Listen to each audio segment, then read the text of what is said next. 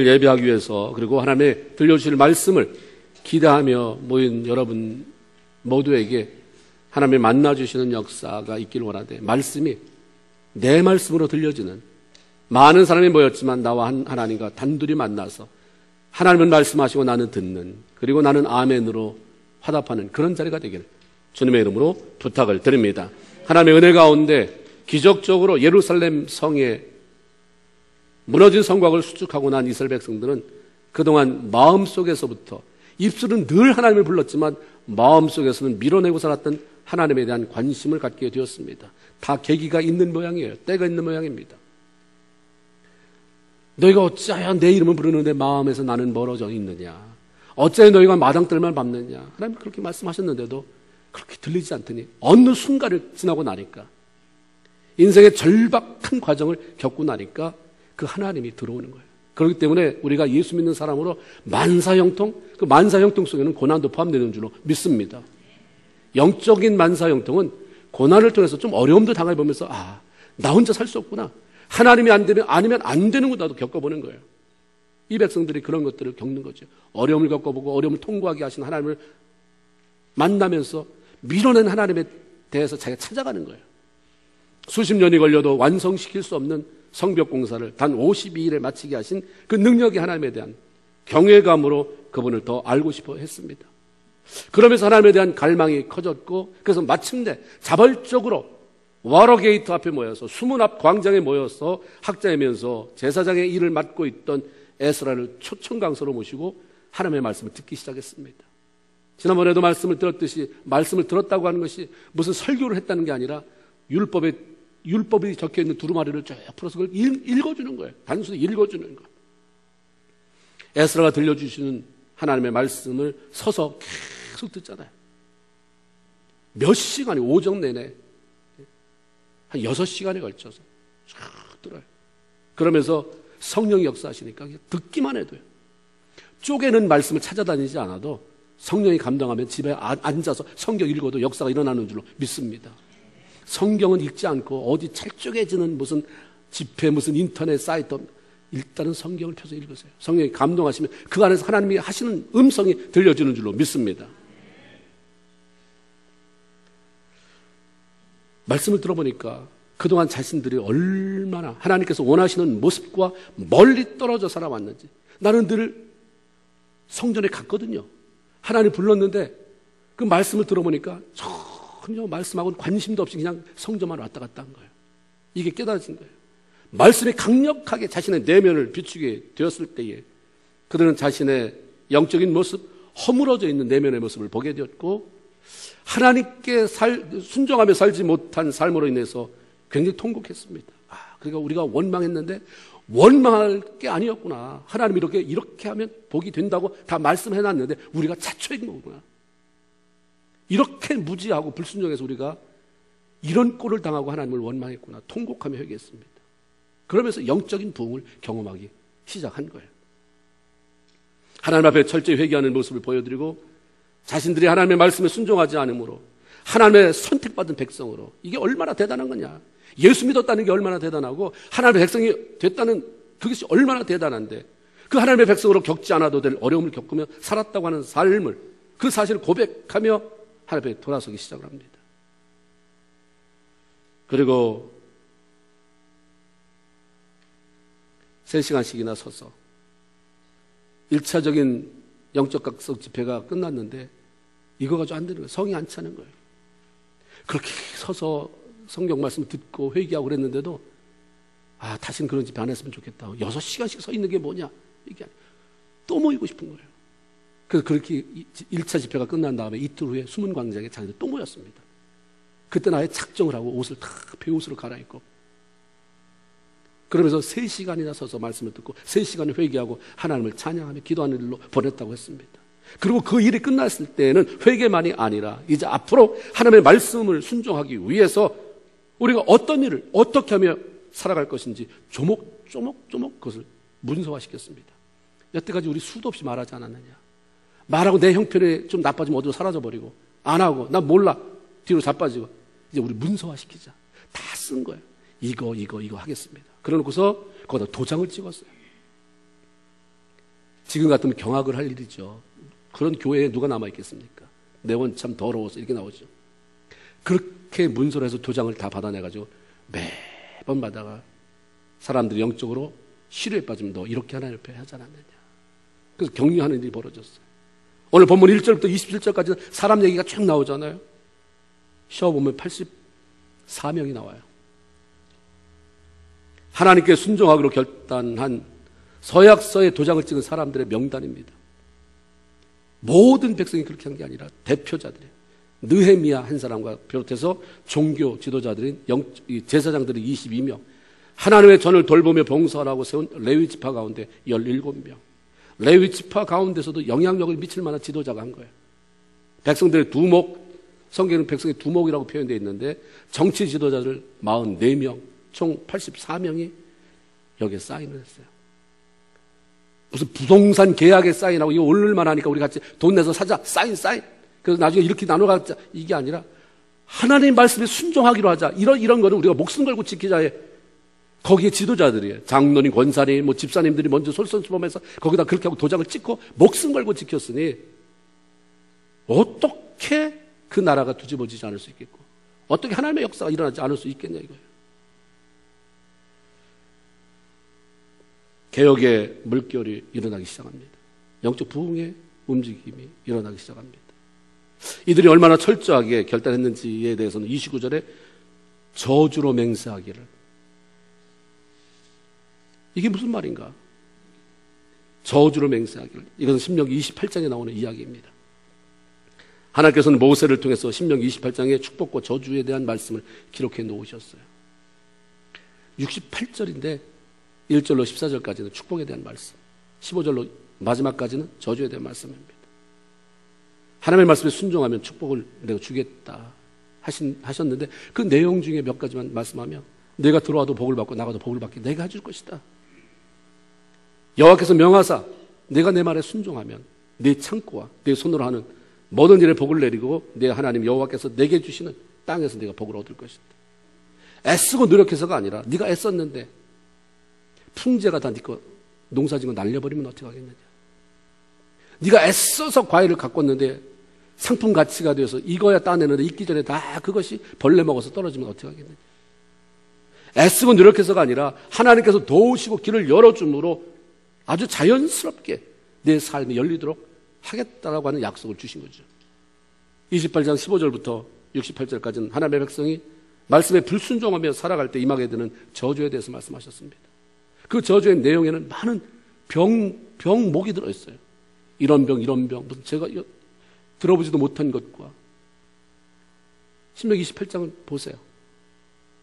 이런 병들이 임하게 될 것이고 28장 33절부터 시작하면 내 모든 토지소산과 내 수고로 얻은 것을 네가 알지 못하는 민족이 먹겠고 너는 항상 압제와 학대를 받게 될 것이다. 28장 64절 여호와께서 너를 땅 이 끝에서 저 끝까지 만민 중에 흩으시리니 내가 그곳에서 너와 내 열조에 알지 못하던 목석 우상을 섬기게 될 것이다. 이 저주들은 백성들의 동의를 거쳐서 하나님 백성이 하부에서 내린 것이 아니라 능력에 하나님이 일방적으로 선포한 거예요. 내가 순종하면 네 민족이 아무리 작아도 이스라엘이라고 하는 민족이 보잘것없고 작아도 내가 세계 민족에게 뛰어나게 하겠다. 내가 책임지겠다고 말씀한 것은 하나님의 일방적인 선포였습니다. 그런데 이번에는 이스라엘 백성들의 자원에서 우리가 불순종하면 그 저주를 기꺼이 받겠다고 말하는 것입니다. 이미 이들은 하나님께서 내린 저주가 얼마나 고통스러운 건지 철저히 경험을 했어요. 어떻게 해봐도 안 되는 이런 것들을 겪어보면서 저주는 받지 말자. 하나님이 말씀한 그 저주는 받으라고 준 게 아니라 피하라고 준 건데 우리가 그 속에 들어갔구나. 이거는 받아서는 안 된다. 겪어본 사람이에요. 하나님의 백성이라고 자부했던 그런 백성들이 바벨론의 포로로 끌려가잖아요. 하나님을 알지 못하는 백성들이 하나님 얘기 통하지도 않는 나라에 가서 70년 긴 세월 동안 살아가면서 수치를 당하고 굉장한 고통을 겪었습니다. 1년 내내 농사를 지으면 이방 민족이 쳐들어와서 약탈의 감으로 먹을 것이 없어서 열심히 고생을 했는데 배고프면 고통을 맛보는 것 매번 성경에 나오잖아요. 불순종할 때마다 이방 나라가 그냥 괜히 들썩들썩 쳐들어와가지고 다 뺏어가는 이런 것들을 굉장히 많이 겪었단 말이죠.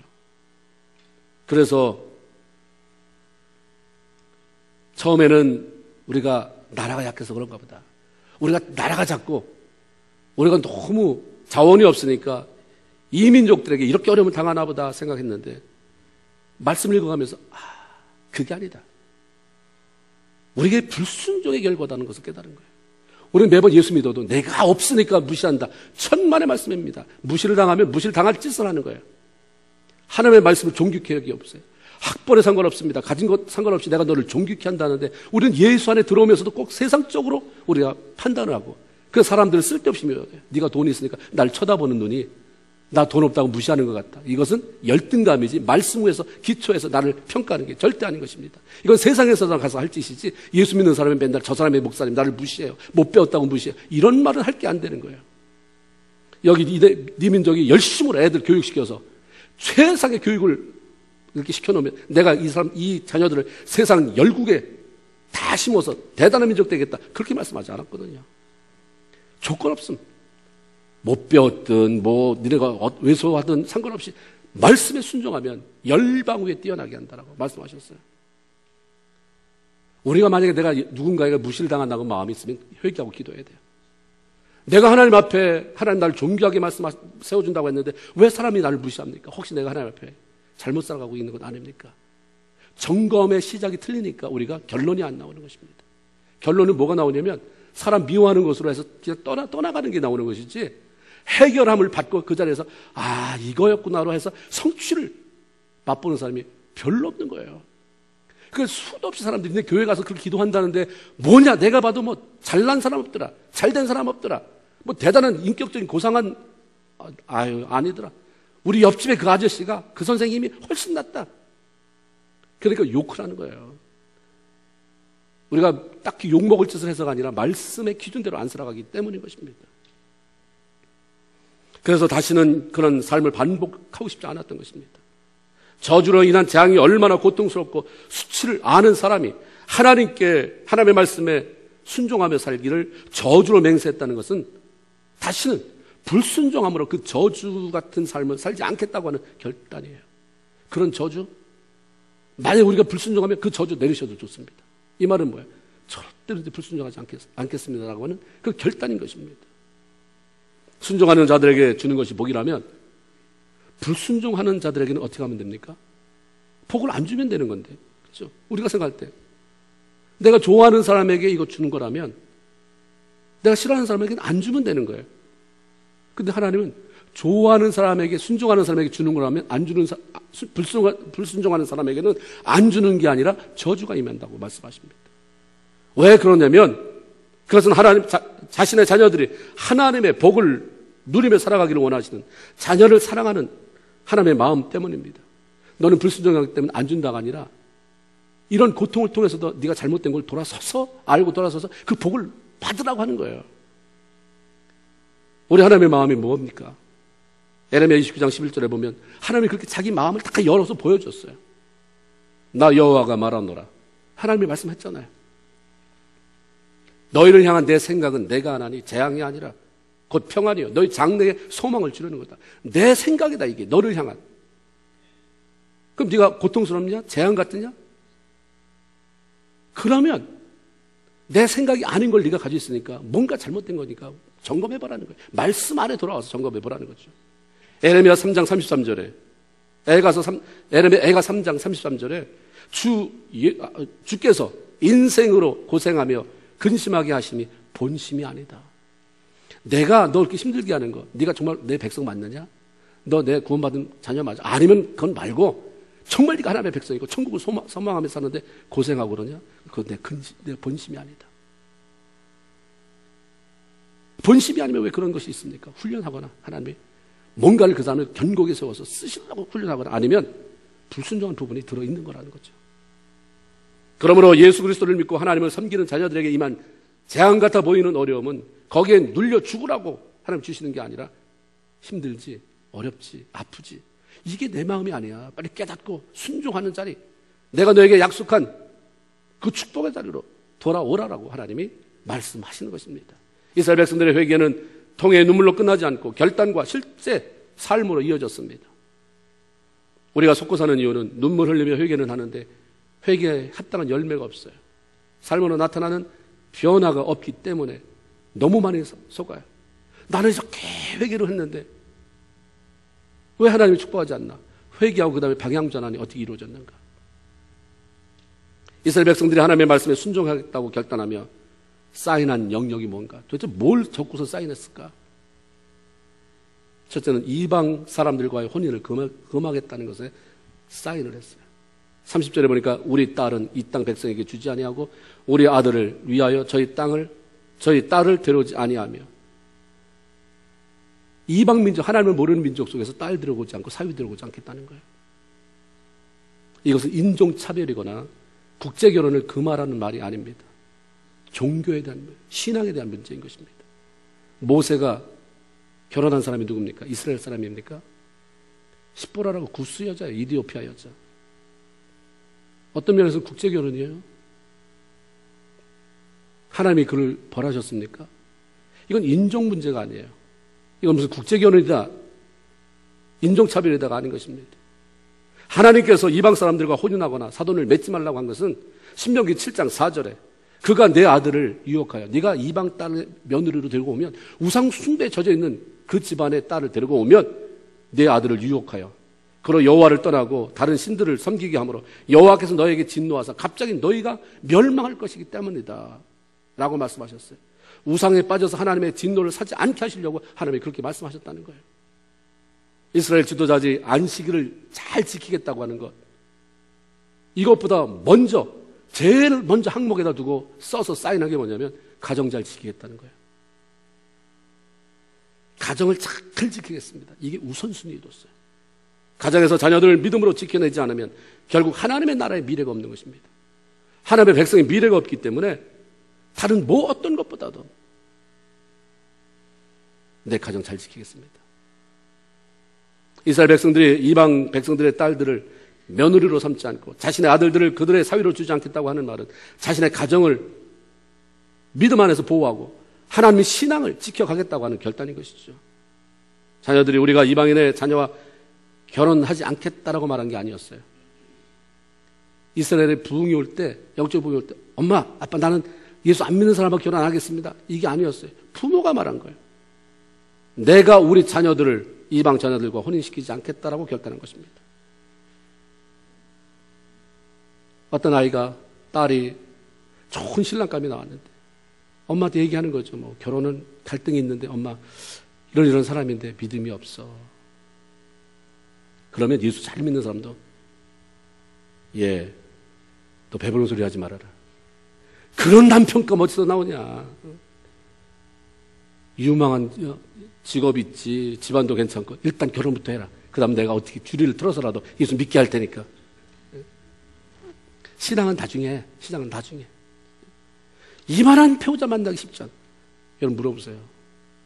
예수 믿는 부모님들 이런 유혹 안 받습니까? 애는 그래도 이거 꺼림칙해요. 순수하니까. 이거 되나? 부모가 해! 잔소리 말고 해. 내가 하나님 앞에 가서 내가 작정하고 내가 가서 40일 금식을 하더라도. 예수 잘 믿는다고 하는 부모도 별 예의가 없어요. 우리가 너무 사람 기분 좋게 하려고 이렇게 이 말씀 피하고 저 말씀 피하다 보니까 할 말이 없어요. 우리가 하나님의 말씀 그대로 우리가 받아야 되잖아요. 그렇죠? 아멘입니까? 아파도요. 그래서 성경이 뭐냐면 성경을 먹어라. 먹을 때 입에는 달아요. 그러나 어디서 써요? 배에서 씁니다. 좋은 말씀이지만 그게 내 배 안에 들어가서 소화되고 삶으로 연결시킬 때는 참 고통스러운 거예요. 예수 안 믿으면 이렇게 굴러온 복 그냥 하면 되는데 하나님 때문에 갈등해야 되고 그렇게 써요. 여기서 막 씁니다. 그러나 그 이후에 하나님이 놀랍게 인간적인 생각으로 취하지 않고 하나님 때문에 내가 이렇게 결단하고 나갑니다 했을 때 하나님이 어떻게 하는가를 봐야죠. 우리가 역시 하나님이 그렇다는 것이 있어야 되는데 그게 없이 그냥 매번마다 되는 환경에 따라서 이렇게 가니까 신앙생활을 오래 해도 강력하게 하나님은 이런 분이다라고 말할 게 없어지는 것입니다. 그래서 우리끼리 있을 때는 괜찮아요. 다 예수 믿는 사람끼리 있을 때는 그냥 존경을 받아요. 그럼 나가면 할 말이 없어요. 뭐가 강력하게 할 고리가 없으니까 말씀을 너무 깎아내버려서 그래요. 부모의 역할 가운데 아주 중요한 것 하나는 하나님을 믿는 믿음 안에서 자신의 가정을 보호하고 지키는 것입니다. 아이들의 인격 굉장히 소중합니다. 그러나 그들이 믿음에서 떠나서 자기 마음대로 하는 데는 제동을 걸고 말씀 안에서 방향을 제시해 주는 것이 부모의 역할이라고 하는 것입니다.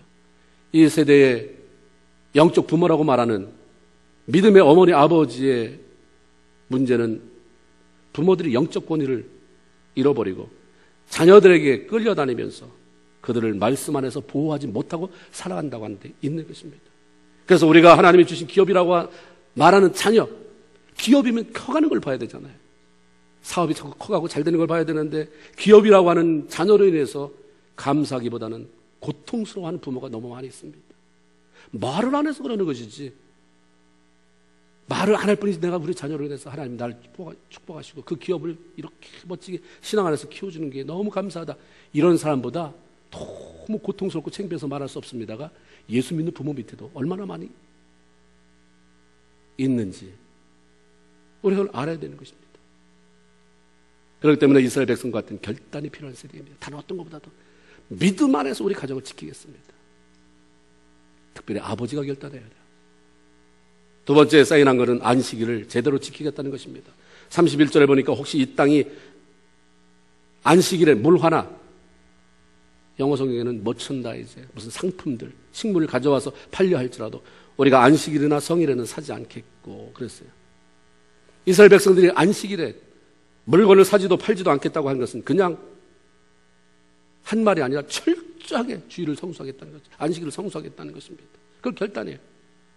하나님은 안식일에 대한 것을 십계명 4번째 항목에 집어넣으셨어요. 출애굽기 20장 8절로 9절 10절에 보면 안식일을 기억하여 거룩히 지키라. 엿새 동안은 힘써 내 모든 일을 행할 것이나 제7일은 너희 하나님 여호와의 안식일인즉 너나 내 아들이나 내 딸이나 내 남종이나 내 여종이나 내 육축이나 내 문 안에는 거기서 유하는 객이라도 아무 일도 하지 말아라. 안식일은 금요일 날 오후 해질 때부터 시작해서 토요일 날 해질 때까지 그때를 말합니다. 그런데 신약시대에 와서는 예수님께서 십자가에 달려 돌아가시고 안식 후 첫날, 오늘날로 말하면 일요일이죠. 그때 부활하신 것을 기념하며 이제는 주일날을 그렇게 지키고 있는데 이 날은 안식일이 아니에요. 우리 지금 안식일을 지키러 왔습니까? 안식일을 제대로 지키려면 여러분 여기까지 오지도 못해요. 거리가 이미 안식일날 넘어가야 할 거리를 넘어섰어요. 철저한 유대인들이 안식일 지킬 때는 불도 못 켭니다. 노동이에요. 주일날은 안식일은 노동하지 말아야 되니까 노동할 수가 없는 거예요. 애기 엄마가 미리 다 조치하지 않으면 주일날 냉장고에서 우유를 꺼낼 수가 없어서 애를 먹일 수도 없는 게 안식일. 안식일을 지키는 게 아니에요. 우리는 주일을 지킵니다. 우리가 지키는 주일은 안식하는 날이긴 하지만 구약 율법의 연장선인 안식일이 아닌 거죠. 하나님께서 안식일이라고 하는 제도를 만드신 이유는 어떤 형식의 사람을 메워 놓으려고 한 것이 아니라 마가복음 2장 27절에 안식일은 사람을 위하여 있는 것이요 사람이 안식을 위하여 있는 것이 아니다라고 하신 예수님 말씀처럼 사람들에게 유익을 주려고 하는 것입니다. 안식일을 왜 마련했겠어요? 구약에. 거기에 매서 사람을 꼼짝달싹도 못하게 만들고 괜히 하나님의 공포에 질려서 5발짝 나가지 말라고 그랬는데 6발짝 가다가 내가 거기서 급사하면 안 되지. 이런 뭐 무서움 주려고 한 것입니까? 하나님이 하는 일을 다 선하다고 그랬어요. 하나님이 하시는 일은 다 뭐하다? 선한 게 뭐냐면 우리에게 유익을 준다는 거예요. 그게 유익이 되십니까, 여러분? 5발짝 나가면 죽는 게 유익돼요? 안 되잖아요, 그거는. 그렇죠? 안식일은 사람을 위한 거예요. 유익을 해서. 그 유익이라고 하는 것을 한마디로 말하면 쉼을 통한 재충전입니다. 6일은 열심히 일하고 제7일은 쉬라고 하시는 이유는 사람을 만든 분이 하나님이에요. 하나님께서 인간을 창조하실 때 일주일에 하루를 안식이 뭐예요? 안자가 편안한 안자, 식은 숨 쉴 식이잖아요. 편안하게 숨 쉬는 편안한 쉼을 갖지 않으면 문제가 발생하도록 만들어 놓으셨기 때문입니다. 텔레비전에서 잘하는 사람은 텔레비전을 만든 사람이 제일 잘할 거 아니에요. 사람에 대해서 제일 잘하는 사람은 사람을 낳은 엄마가 잘하는 게 아니라 사람을 만든 하나님이 잘하는 거예요. 동의하십니까? 아멘. 하나님이 만들었는데 내가 만든 것은 너 6일 동안 일하고 7일째는 쉬어야 된다. 그렇지 않으면 네 emotionally, 네 physically, spiritually 문제가 생기기 시작한다라고 하는 말씀을 들려주시는 거죠. 주의를 잘 지킨다는 것이 무엇을 한다, 무엇을 하지 않는다가 아니라 그 다음 날이에요. 하나님이 일하게 하신 그 다음 날이잖아요. 주일 지나서 월, 화, 수, 목, 금, 토. 그 날들을 위해서, 그 날들은 또 뭡니까? 내가 돈 버는 날입니까? 그 날도 하나님의 영광을 위해서 하는 날이잖아요. 하나님의 영광을 위해서 직장 가는 거고, 하나님의 영광을 위해서 사업터에 나가는 것이고, 하나님의 영광을 위해서 학교 가는 거기 때문에 하나님 앞에는 월, 화, 수, 목, 금, 토가 다 중요한데 그날에 최선을 다하려면 주일날 뭐 해야 돼요? 쉬어야 돼요. 이날 쉬지 않으면 피곤하면 가서 하나님의 영광을 위해서 살아야 될 월, 화, 수, 목, 금, 토. 사업터 가서 줘라, 직장 가서 줘라. 그 쉬라는 거예요. 쉬라. 쉬면서 재충전해라는 거예요. 그럼 어떻게 하는 것이 충분히 쉬는 것인가? 우리가 쉰다는 영역은 대체로 보면 육체를 생각해요. 쉰다 그래서 나 오늘 집에서 쉴 거야. 그건 뭐예요? 아무 일도 안 하고 그냥 잠만 자는 걸 많이 쉰다고 생각하는 사람이 많아요. 쉬는 영역은 육체만이 아니라 영적인 영역도 포함됩니다. 여러분 생각해 보세요. 일터에 나가지 않아요. 뭐 주일이다 휴일이다. 하루 종일 잠을 자서 충분한 휴식이 됐습니까? 다음 날은 회사 가야지. 새벽부터 일어나가지고 그러십니까? 하루 종일 자도 그 다음날 회사 가야 돼. 지겨워 가기 싫어. 이런 마음이 들잖아요. 잠 많이 잔다고 피로가 안식이 돼서 재충전이 되는 건 아니라는 걸 우리가 알 수 있어요. 우리가 그렇게 쉬는 것은 몸의 피로를 다소 풀게 할지는 모르지만 마음의 근심이라고 하는 걱정이라고 하는 짐들은 어떻게 처리할 것입니까? 몸은 그래서 쉬어서 뭐 졸립지는 않은데 여전히 해결되지 않는, 그래서 너무 신경 쓰게 하고 피로하게 만든 이 영적인 짐들, 내면의 짐은 어떻게 처리할 거냐 이거죠. 자고 쉬는 것만이 다가 아니라는 것입니다. 성경의 순서는 요한 3서 1장 2절에 사랑하는 자여 네 영이 잘된 같이 내가 범사가 잘되고 강건하여지기를 내가 원한다 말씀한 것처럼 영의 영역에 진정한 쉼이 있어서 기쁨이 찾아와야 되고, 그러면 범사라고 하는 일상적인 삶, 월화수목금토 매일 일상적인 삶 속에 있어지는 모든 삶 속에서 가졌던 근심, 염려나 불안 같은 것들이 사라지고 평안함이 오는 것입니다. 그 평안은 육체를 건강하게 만들기도 하고 육체를 쉬게 만들기도 하는 것입니다. 육체적으로 쉬는 것, 운동하는 것이 필요 없다는 것이 아니라 우선순위가 그렇다고 하는 것입니다. 모든 안식은요, 영적인 쉼부터 시작되는 것입니다. 영이 쉬어서 영이 잘 돼야 돼요. 그래서 근심이 뚝뚝뚝뚝 다 떨어나가고 처리가 돼야 그 다음에 차도 잔 것 같고, 그렇죠? 그래야 그 다음에 상쾌하게 또 한 주간을 시작할 수가 있는 것입니다.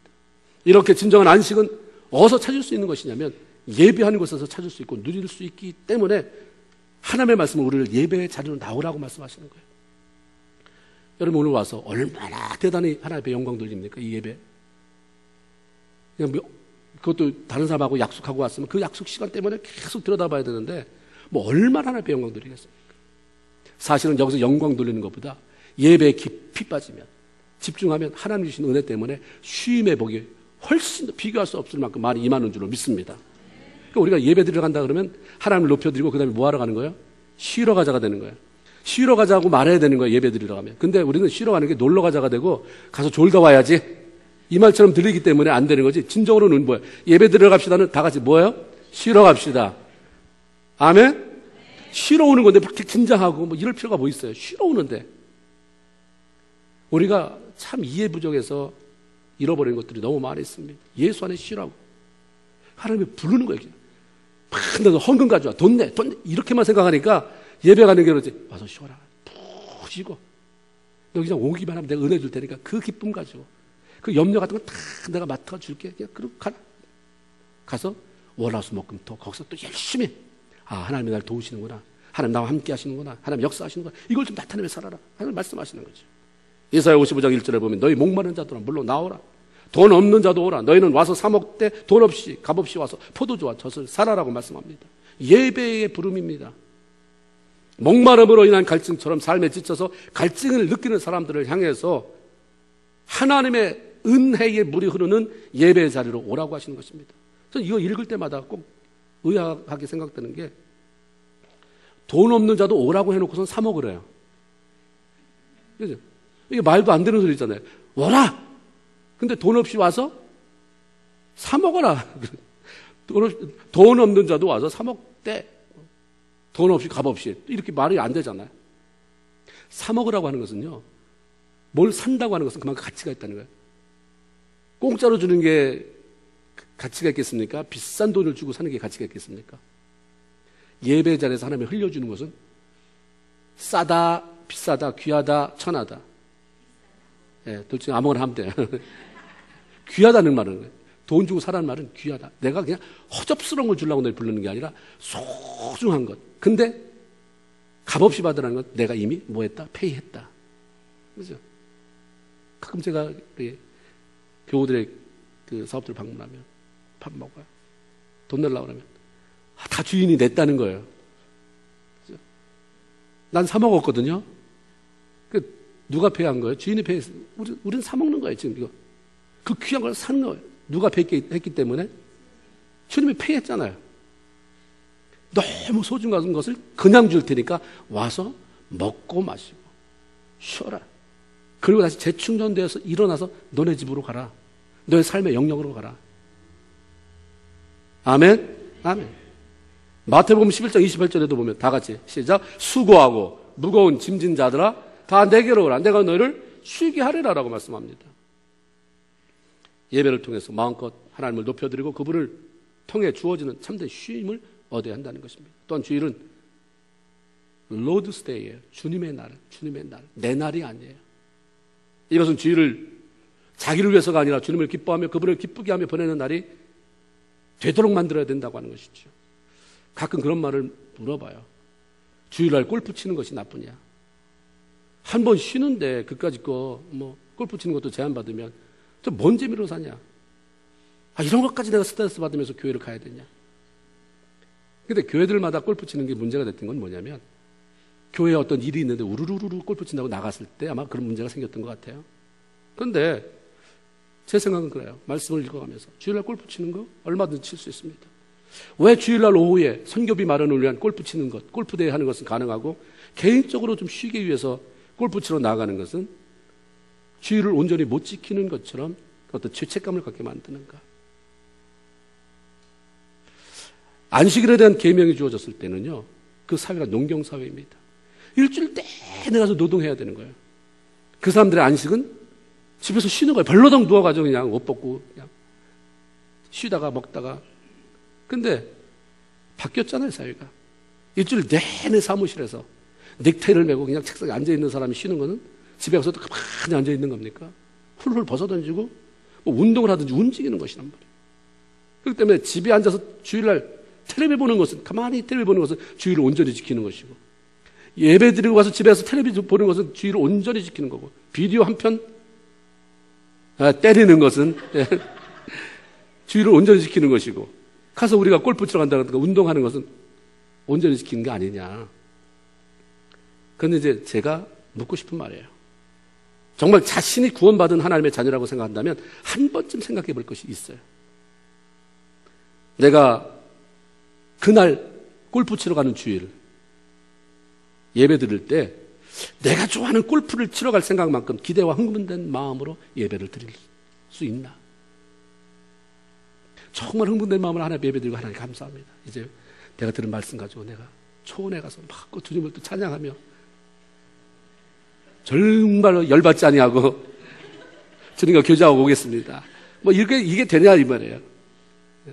그리고 주님이 자신에게 원하시는 것이 있다면 그 골프보다 삶의 우선순위를 주님이 나에게 원하시는 것을 내려놓을 수 있느냐는 거예요. 그래서 다음에 가도 되는데 오늘 하나님의 교회가 원하는 게 있다. 아니면 누군가 급하게 나의 신방이 필요하고 나의 방문이 필요한 사람이 있다면 그래 다음에 가지 뭐. 정말 좋은 사람들하고의 약속이지만 오늘 주님이 그것보다 이걸 원한다니까 이렇게 내려놓을 수가 있는가 하는 것입니다.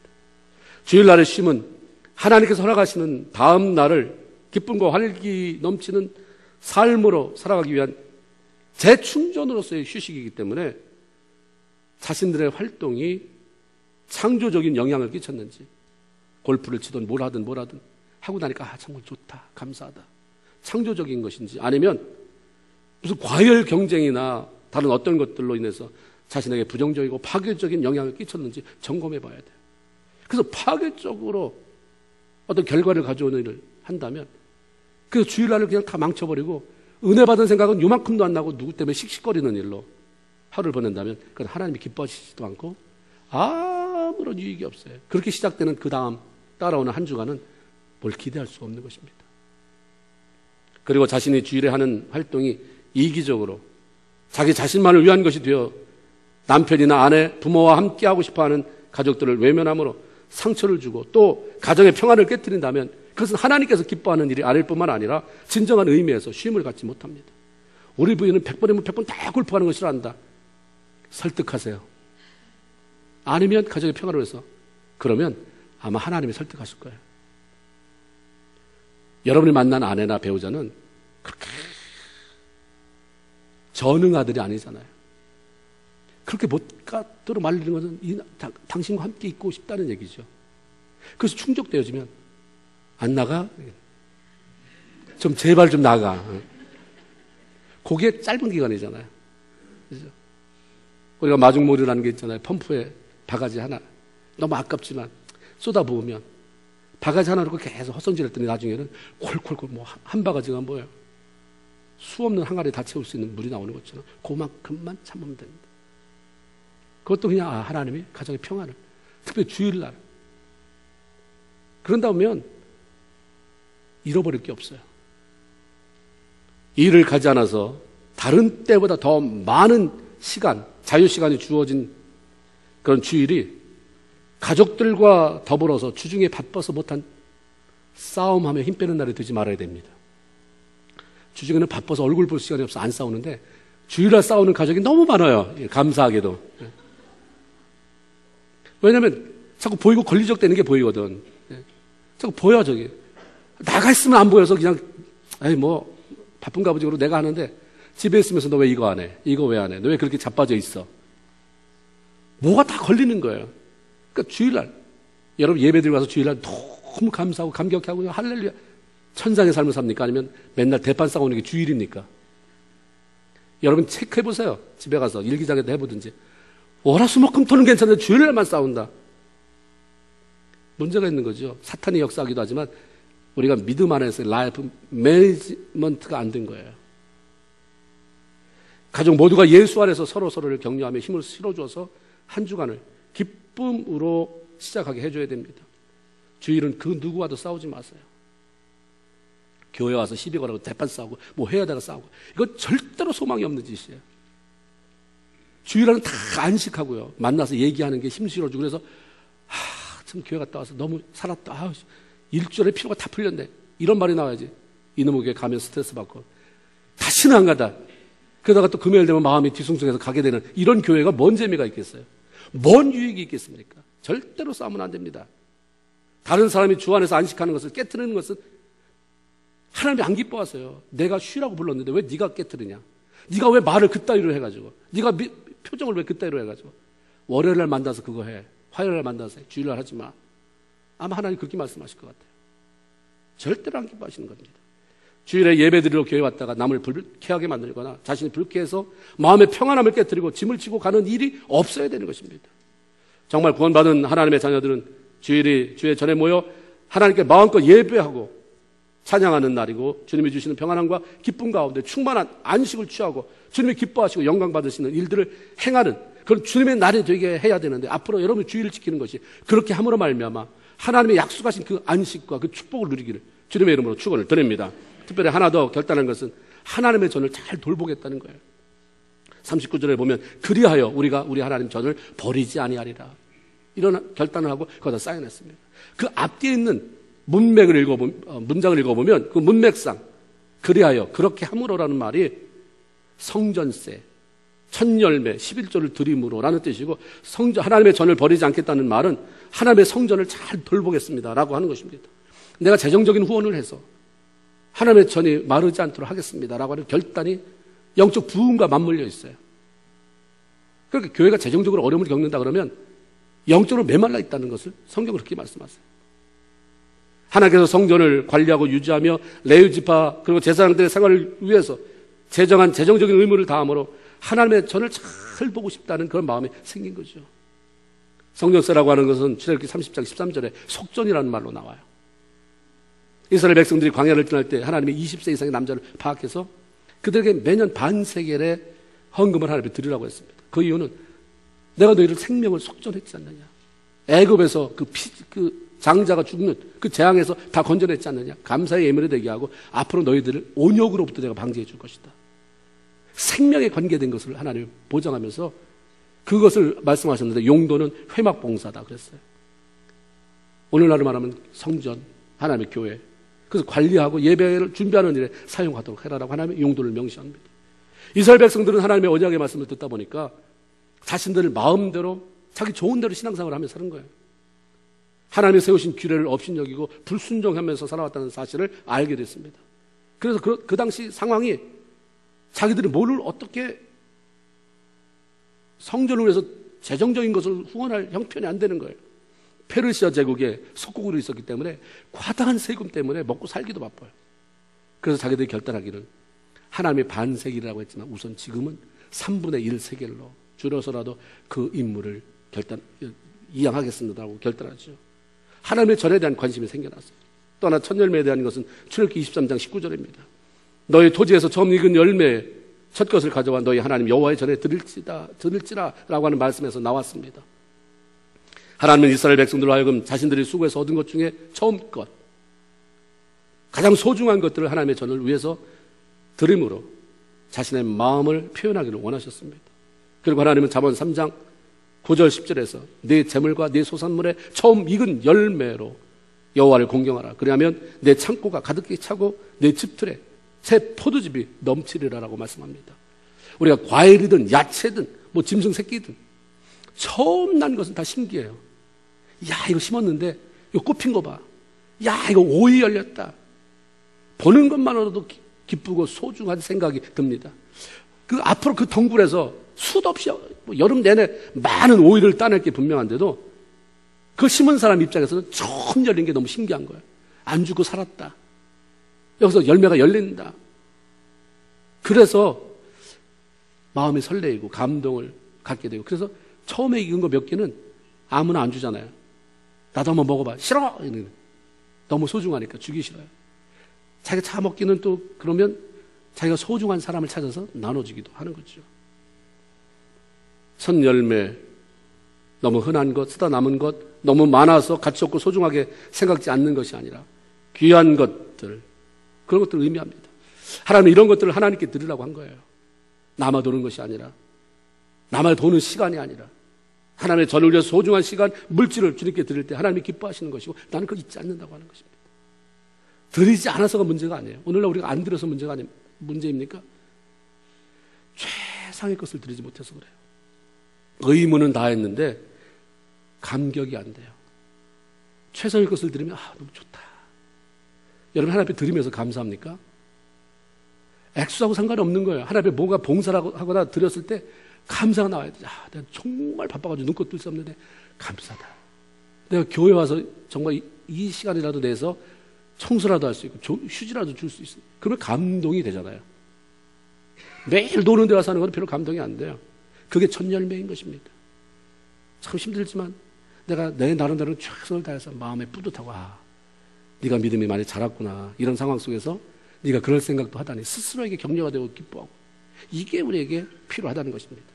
하나님이 하나 더 이스라엘 백성들 통해서 사인한 게 뭐였냐면 11조에 대한 문제였습니다. 하나님은 12지파에게 땅을 분배하실 때 레위 지파를 제외시켰습니다. 땅을 주지 않고 너희들은 농사 짓지 말고 하나님의 일에 전념해라. 예배를 준비하고 인도하는 일, 그리고 그 사람들의 생계를 하나님이 직접 책임지셨는데 그것은 다른 지파가 하나님 앞에 드리는 11조를 통해서 해결하는 방법이었습니다. 그래서 하나님은 11조를 통해서 성전을 세우고 레위 지파와 제사장들의 생활을 책임지고 11조를 하는 12지파의 사람들의 생업을 축복하심으로 하나님의 계획 안에서 그 서클이 아름답게 돌아가게 만드셨어요. 이게 뭐 다 같이 기뻐하게 만든 거죠. 하나님 다 축복되게. 이게 굉장히 잘 흐르게 만드셨습니다. 그런데 이스라엘 백성들이 하나님을 떠나면서 뭐 여기 공격받고 저기 공격받고 뭐 엄청 손해가 많잖아요. 영적인 피폐함, 육체적인 고달픔, 경제적인 그런 어려움. 그러면 감사를 잃어가기 시작합니다. 사는 게 지겨워요. 그러면서 하나님이 말씀하신 11조의 의무를 불순종합니다. 그러다가 말씀으로 인한 부흥을 경험하면서 자신의 삶의 문제가 하나님의 말씀에 대한 순종, 하나님이 우리에게 말씀한 거에 대해서 우리가 너무 도외시했구나 깨닫고 그렇게 찾아낸 것 중에 하나가 바로 이런 주일 성수 문제, 첫 열매 드리는 것, 11조에 대한 것들을 하나님 앞에 그렇게 자기들이 자발적으로 서약을 한 것입니다. 그래서 이 11조를 통해서 하나님의 전을 잘 세워보고 싶었어요. 우리 하나님 중심으로 서서 하나님 다시는 이런 수치당하지 않고 이런 저주받지 않고 정말 하나님이 그 약속한 그대로 다 우리가 누리기를 원합니다라고 하는 그런 마음으로 결단한 거죠. 말라기 3장 10절 11절에 보면 만군의 여호와가 이르노라. 너희의 온전한 11조를 창고에 들여 나의 집에 양식이 있게 하고 그것으로 나를 시험하여 내가 하늘 문을 열고 너희에게 복을 쌓을 곳이 없도록 붙지 아니하나 보라. 만군의 여호와가 이르노라. 내가 너희를 위하여 황충을 금하며 너희 토지 소산을 멸하지 않게 하며 너희 밭에 포도나무의 과실로 기한전에 떨어지지 않게 하리라. 네가 11조 하면 내가 30배, 60배, 100배로 주겠다라고 말은 그렇게 말씀하지 않았어요. 네 소산이 쓸데없는 일로 여기 손해보지 않게 한다는 거죠. 기한전에 떨어지지 않고 쓸데없이 벌레들 먹어서 뭐 이건 뭐 가치 있는 것보다 버려야 될 게 많아. 이렇게 만들지 않겠다는 거죠. 그게 바로 하나님의 복이죠. 하나님의 11조를 나의 집에 드리라고 말하죠. 나의 집에 양식이 있게 해서. 그게 뭡니까? 하나님이 나의 집에. 내 집은 만민이 기도하는 집이다 했을 때 그 나의 집은 뭡니까? 하나님의 성전을 의미하는 거였어요. 하나님의 교회를 말했어요. 그러므로 11조는 이 땅에 존재하는 하나님의 전에 양식이 있게 하므로 그걸 통해서 하나님이 이 교회를 이끌어 나가기를 원하고 정말 하나님이 원하시는 일들을 감당해 나가기를 원하는 것이에요.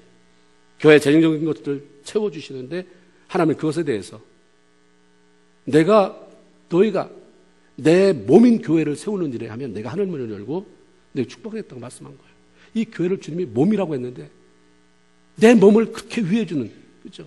하나님께서 자기 몸이라고 말하잖아요. 이건 교회, 뭐 거지 같은 교회, 이건 말이 안 되는 거예요.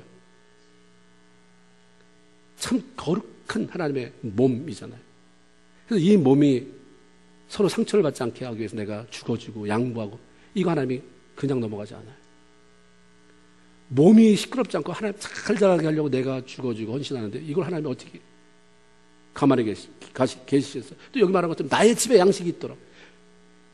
그리스도의 몸이 재정적으로 어려워서 하나님이 원하시는 걸 하지 못한다면 이것도 힘드니까 하나님이 그 일을 다시 회복해서 내가 그렇게 하는 자들에게 하늘문을 열고 축복하는 것을 네가 좀 경험해라. 날 그거는 테스트해도 좋다고 하나님이 말씀하고 계시는 거예요.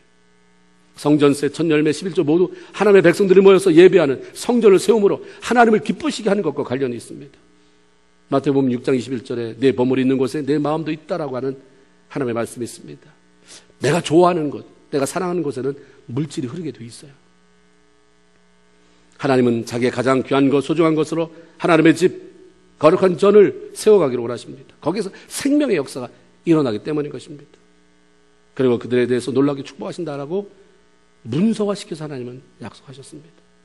한 시편 기자는 시편 84편 10절에서 주의 궁전에서의 한 날은 다른 곳에서 첫날보다 나은즉 악인의 장막의 거함보다 내 하나님의 문지기로 있는 것이 좋사오니 하나님 집에 문지기로 있는 게 좋을 만큼 성전을 사모한 사람의 시가 거기 실려 있어요.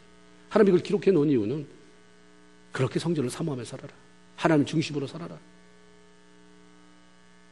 하나님 너무 답답한 부분이 하나님은 인격을 걸고 말씀하시는데 사람은 이걸 그냥 좋은 말씀이에요. 좋은 말씀 이렇게. 근데 하나님의 인격으로 약속한 것을 내가 인격으로 받아서 하나님 말씀하셨으니까 내가 순종하겠습니다 할 때 인격적으로 약속한 것이 우리에게 이루어지는 것을 보게 될 줄로 믿습니다.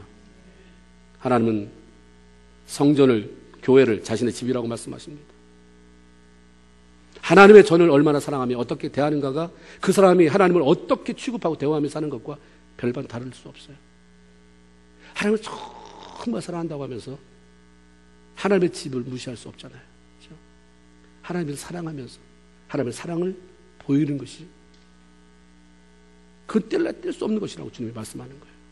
이스라엘 백성들이 부흥을 경험했다고 해서 뭔가 영적으로 특별한 것을 본 것은 아니에요. 뭐 신령한 세계를 본 게 아닙니다. 자신들이 이미 알고 있었던 말씀, 그러나 무시하고 불순종하며 살았던 그 말씀을 순종으로 돌리고 그것을 삶으로 연결시키려고 하는 열정이 생겨난 거죠. 새로운 것이 아니라 알았지만 실천하지 못한 것들을 삶으로 연결시키고자 하는 결단이 섰던 것입니다. 말씀을 듣고 깨닫고 결단하는 것이 대단히 중요하지만 여기서 끝나지 않으면 내가 이런 거 깨달았다고 자랑하는 사람만 되지 달라진 삶의 모습은 보이지 않아요. 요즘은 많은 사람이 뭘 많이 깨달아요. 깨달을 게 너무 많잖아요. 뭐 TV도 있고 무슨 뭐 큐티도 하고 다 있어요. 삶은 안 변해요. 그래서 깨달은 걸 많이 얘기해서 그냥 너무 복잡해 머리든. 오늘날 보기를 원하는 것은 깨달은 것을 많이 얘기해 주는 사람이 아니라 깨달은 것을 삶으로 옮겨서 하나님이 살아계시는 것을 보여주는 사람이 필요한 줄로 믿습니다. 정말 내가 삶으로 연결시켰더니 이런 변화가 생기더라. 이런 능력이 주어지더라. 하나님이 정말 약속하는 대로 이행하는 분이더라. 그동안 내가 그렇게 못 받은 것은 내가 안 해서 그랬던 것이었다.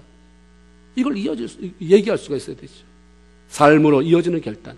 그게 바로 오늘 저와 여러분에게 주님이 요청하시는 것입니다. 깨달은 것, 그동안 많이 배운 거, 뭐 들은 거, 이제 총체적으로 이런 삶 속에 결단하고 행함으로 말미암아 여러분 삶 가운데 정말 하늘로부터 주어지는 하나님의 하늘 창이라고 말씀하셨잖아요. 닫혀진 창문이 열려지고 여러분 가운데 놀라운 복으로 임하게 되는 것을 경험할 수 있기를 주님의 이름으로 축원을 드립니다. 기도하겠습니다. 우리 한번 결단합시다. 하나님